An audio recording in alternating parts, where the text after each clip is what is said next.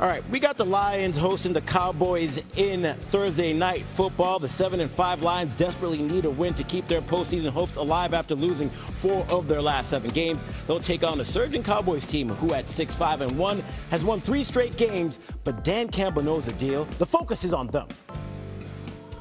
We know what's in front of us, and you can't worry about the other teams that are out there, the other teams that are in front of you, or what it looks like in the NFC. You just can't, and it doesn't matter.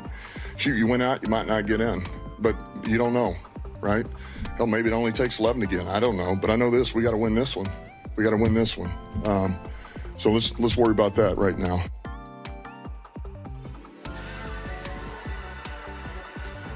It's time now for another edition of Saturday Sneak Peek with NFL analyst and box office hitmaker, Jeff Saturday. There he is. What is up, fellas? Let's get this thing going. Hey, we're going to talk about the game we just heard Dan talking about, Silence of the Lamb. How about that for Dallas and Detroit? How about that movie poster, baby? Let's go. And this is going to be the big ask of that Detroit backfield. Can they slow down CeeDee Lamb and George Pickens? Listen, we've watched what Dak has been able to do all season with these two guys. They are playing lights out. Again, cap it off last week against the Kansas City Chiefs defense. It was good. They pushed the ball down the field. They're as explosive as it gets. And the Lions just put another DB on IR this past week.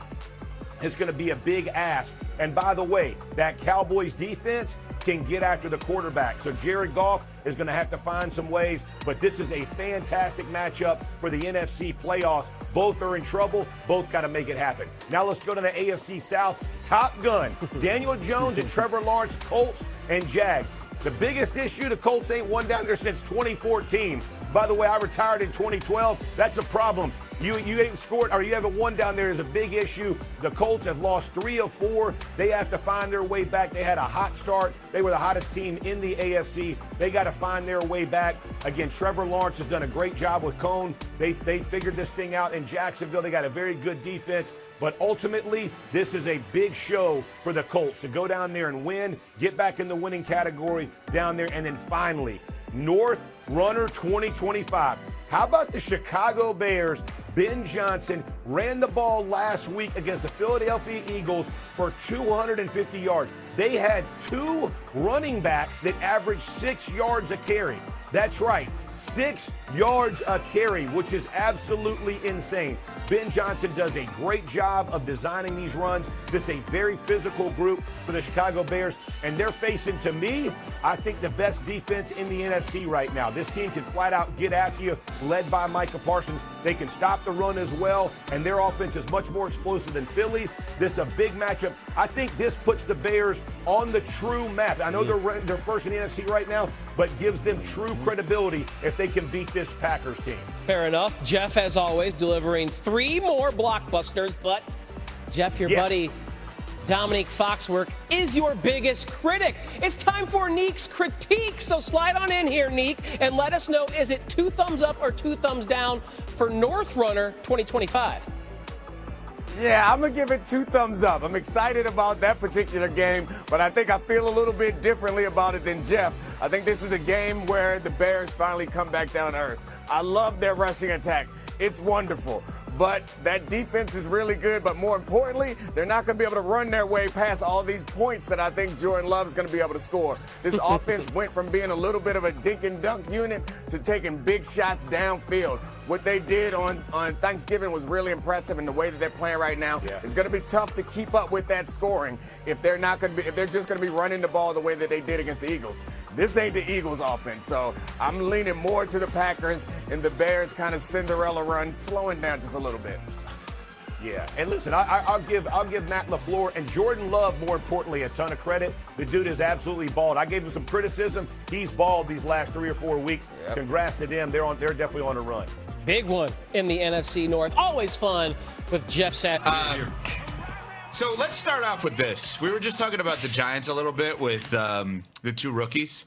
Big picture, philosophical question. I love to talk about like real life stuff with you guys. How do you get NFL players to listen to you if you're a coach? Bench them. Bench them. That's how you get them to listen. And the other thing you ain't supposed to say is have the vets in there put the beat down on them. That's what Sissy said. That's the two ways you change behavior. I had a coach tell me one time, hey, listen, shame, embarrassment ain't always bad. Sometimes it changes behavior. Let's bring back some shame. Let's put some shame and embarrassment on these clowns, put them up on it, and then the vets need to put hands on some folks. You know what I mean? Put them in some lockers and make people understand, bro, all of our jobs are tied to you. We're all tied together. Like, if you ain't doing your job, I can't make nearly as much money, and vice versa. Like, understand, we're all grown. We're feeding families, taking care of families. That's real. That's the real part. Yep. Yeah, I got nothing to add to that. Like, I mean, it's. I think that ultimately most people don't change. Like, you could be like a couple degrees different than who you are. So there's some people that just. I ain't got it in me to change you.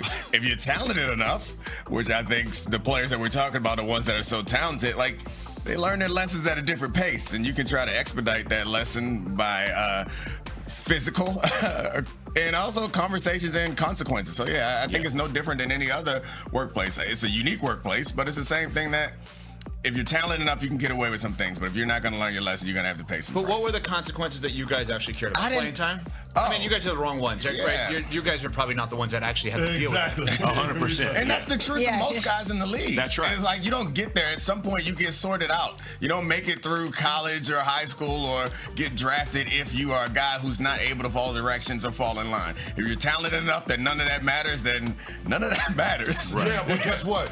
You need those guys on your team. Right. If you're talented enough where none of that matters, because ain't a whole lot of guys like that walking around planet Earth. They just left the hospital with more. Yeah, that's right. That's genetic. They won the genetic lottery, and that's the reality. And you know that. You see it. Let me tell you something, bro. When dudes walk on the field, you see it right away, and you're like, all right, I wasn't that guy. They would fire me and move on, right? Go find somebody else to replace what I can do. Like, but did you have to do that in your time as a head coach? Did you have to discipline any specific player? Absolutely. And how do you handle that? I benched him and cut him.